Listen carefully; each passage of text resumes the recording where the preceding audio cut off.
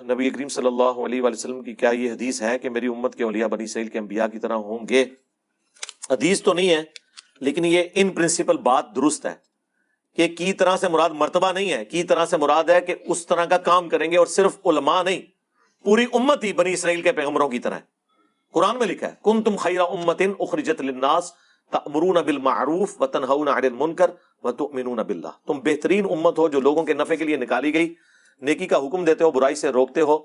اور اللہ پر ایمان لاتے ہو جیسا کہ ایمان لانے کا حق ہے۔ یعنی یہ نبیوں والا کام ختم نبوت کی برکت سے شفٹ ہوا ہے اس امت کو۔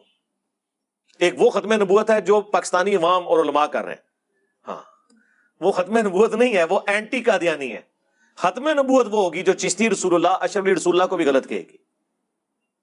اور یہاں پہ جو بھی فارغ بندہ ہے نا اس سے پوچھے کیا کر رہے ہو، کہتا ہے میں ختم نبوت پہ کام کر رہا ہوں۔ ہاں وہ آپ کو پتا ہے پچھلے دنوں ایک پیر صاحب کے ماننے والوں نے وہ ایک اہل حدیث مولانا صاحب کی ٹھکائی کی تھی، ناصر مدنی صاحب کی۔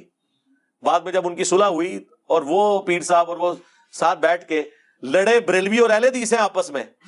اور جب پریس کانفرنس کر رہے ہیں اور کہہ رہے ہیں انشاءاللہ ہم مل کر ختم نبوت پہ کام جاری رکھیں گے۔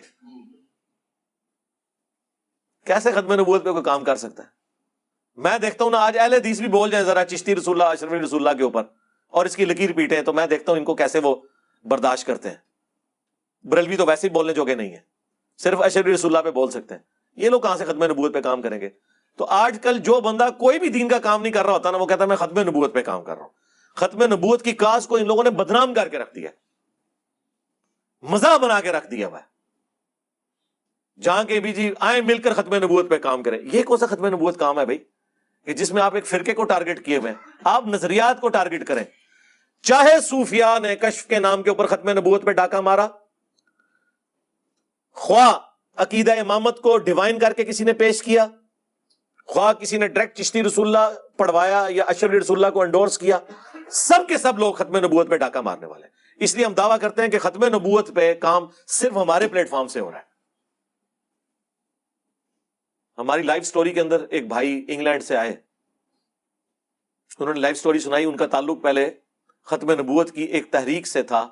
جو انگلینڈ میں کام کر رہی ہے، دیوبندیوں کی، جو کراچی کا ایک مفتی بھی کہتا تھا نا، وہاں پہ ہمارے ایک مولانا صاحب ہے سہیل باوا صاحب،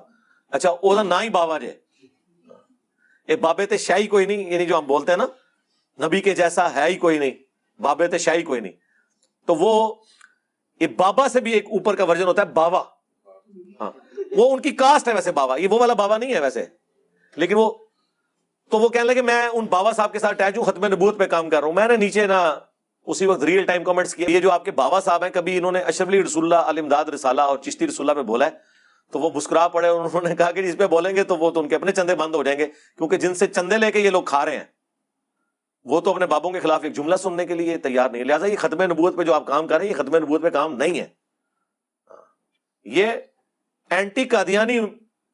کام ہے۔ ختم نبوت پہ کام ہم کر رہے ہیں، نہ قادیانی دجال کو کوئی ہم رعایت دیں گے،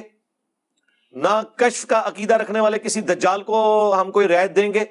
نہ عقیدہ امامت کو بگاڑ کے پیش کرنے والے کسی دجال کو رعایت دیں گے، نہ چشتی رسول اللہ کو انڈورس کرنے والے کو رعایت دیں گے، نہ اشرف رسول اللہ کو انڈورس کرنے والے کو رعایت دیں گے۔ بالکل سیدھی سی بات ہے۔